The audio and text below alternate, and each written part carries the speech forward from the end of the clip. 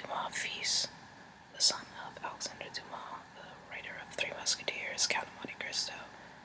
I prefer the father, but the son is a good writer as well.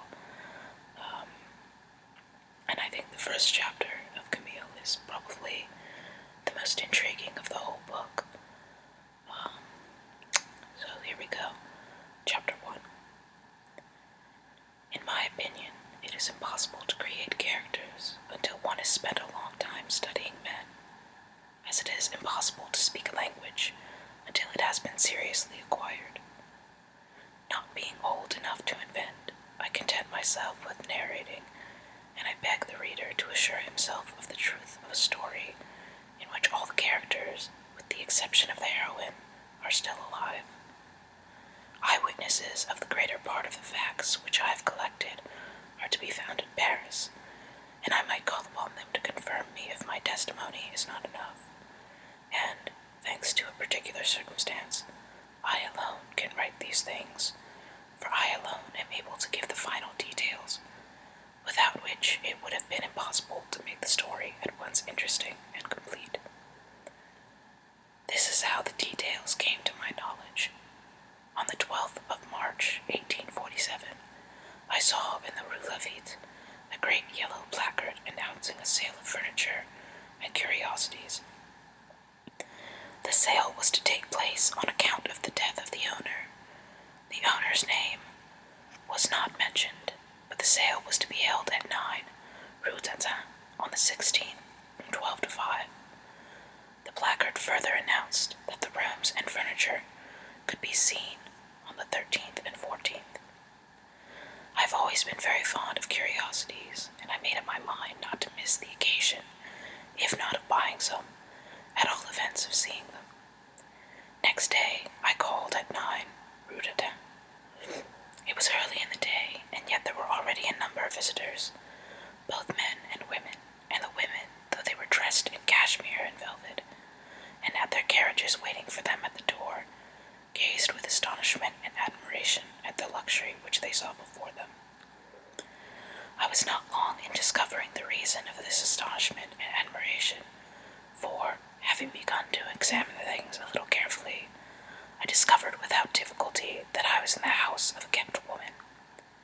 Now, if there's one thing which women in society would like to see, and there were society women there, it is the home of those women whose carriages splash their own carriages day by day, who, like them, side by side with them, have their boxes at the opera and at the Italienne, and who parade in Paris the opulent insolence of their beauty, their diamonds, and their scandal. This one was dead, so the most virtuous of women could enter even her bedroom. Death had purified the air of this abode of splendid foulness, and if more excuse were needed, they had the excuse that they had merely come to a sale, they knew not whose. They had read the placards, they wished to see what the placards had announced, and to make their choice beforehand. What could be more natural? Yet, all the same, in the midst of all these beautiful things, they could not help looking about for some traces of this courtesan's life, of which they had heard, no doubt, strange enough stories. Unfortunately, the mystery had vanished with the goddess, and, for all their endeavors, they discovered only what was on sale since the owner's decease, and nothing of what had been on sale during her lifetime. For the rest, there were plenty of things worth buying. The furniture were superb.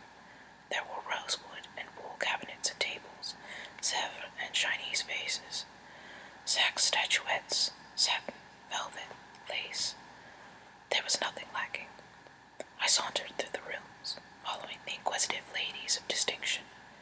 They entered a room with Persian hangings, and I was just going to enter a turn when they came out again almost immediately, smiling and as if ashamed of their own curiosity. I was all the more eager to see the room. It was the dressing room, laid out with all the articles of toilette, in which the dead woman's extravagance seemed to be seen at its height. On a large table against the wall, a table 3 feet in width and 6 in length, glittered all the treasures of Agot and Odiot. It was a magnificent collection, and there was not one of these thousands little things so necessary to the toilet of a woman of the kind which was not in gold or silver. Such a collection could only have been got together little by little, and the same lover had certainly not begun and ended it. Not being shocked at the sight of a kept woman's dressing room, I amused myself with examining every detail, and I discovered that these magnificently chiseled objects bore different initials and different coordinates. I looked at one after another, each recalling a separate shame, and I said that God had been merciful to the poor child, in not having left her to pay the ordinary penalty, but rather to die in the midst of her beauty and luxury, before the coming of old age, the courtesan's first death. Is there anything sadder in the world than the old age of vice, especially in woman? She preserves no dignity, she inspires no interest. The everlasting repentance, not of the evil ways followed, but of the plans that have miscarried, the money that has been spent in vain, is as saddening a thing as one can well meet with. I knew an aged woman who had once been gay, whose only link with the past was a daughter almost as beautiful as she herself had been. This poor creature, to whom her mother had never said, "You are my child," except to bid her nourish her old age as she herself had nourished her youth, was called Louise, and being obedient to her mother, she abandoned herself without volition, without passion, without pleasure, as she would have worked at any other profession that might have been taught her. The constant sight of dissipation, precocious dissipation, in addition to her constant sickly state, had extinguished in her mind all the knowledge of good and evil that God had perhaps given her, but that no one had ever thought of developing. I shall always remember her as she passed along the boulevards almost every day at the same hour, accompanied by her mother as assiduously as a real mother might have accompanied her daughter. I was very young then, and ready to accept for myself the easy morality of the age. I remember, however, the contempt and disgust which awoke in me at the sight of this scandalous chaperoning. Her face, too, was inexpressibly virginal in its expression of innocence and of melancholy suffering. She was like a figure of resignation. One day, the girl's face was transfigured. In the midst of all the debauches mapped out by her mother, it seemed to her as if God had left over for her one happiness. And why indeed should God, who had made her without strength, have left her without consolation under the sorrowful burden of her life? One day, then, she realized that she was to have a child, and all that remained to her of chastity leaped for joy. The soul has strange refuges. Louise ran to tell the good news to her mother. It is a shameful thing to speak of, but we are not telling tales of pleasant sins. We are telling of true facts, which would be better, no doubt, to pass over in silence, if we did not believe that it is needful, from time to time, to reveal the martyrdom of those who are condemned without hearing, scorned without judging. Shameful it is, but this mother answered the daughter that they had already scarce enough for two, and would certainly not have enough for three, that such children are useless, and a lying in and so much time lost.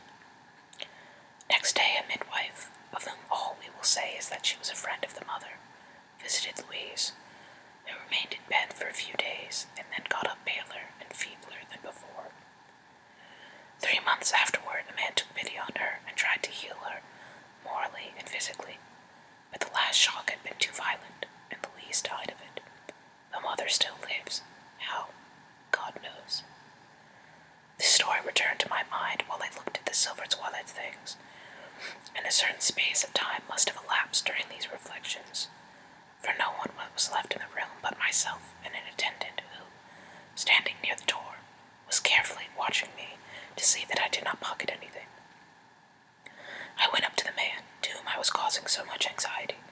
"Sir," I said, "can you tell me the name of the person who formerly lived here?" "Mademoiselle Marguerite Gautier." I knew her by name and by sight. "What?" I said to the attendant. "Marguerite Gautier is dead." "Yes, sir." "When did she die?" 3 weeks ago, I believe." "And why are the rooms on view?" "The creditors believe that we will send up the prices. People can see beforehand the effect of the things. You see, that induces them to buy." She was in debt, then. answer. But the sale will cover it, and more too. Who will get what remains over? Her family. She had a family. It seems so. Thanks. The attendant, reassured as to my intentions, touched his hat, and I went out. Poor girl, I said to myself as I returned home. She must have had a sad death, for in her world one is friends only when one is perfectly well. And in spite of myself, I began to feel melancholy over the fate of Marguerite Gautier. It will seem absurd to many people, but I have an unbounded sympathy for women of this kind, and I do not think it necessary to apologize for such sympathy. One day, as I was going to the prefecture for a passport, I saw in one of the neighboring streets a poor girl who was being marched along by 2 policemen. I do not know what was the matter. All I know is that she was weeping bitterly as she kissed an infant only a few months old, from whom her arrest was to separate her. Since that day, I have never dared to despise a woman at first sight. And that's the end of chapter 1. Let me know if you have any requests. I'm happy to take any. And also, this is my first video, so I'm unsure about how my mic settings are. So feel free to leave that in comments. I hope this was helpful.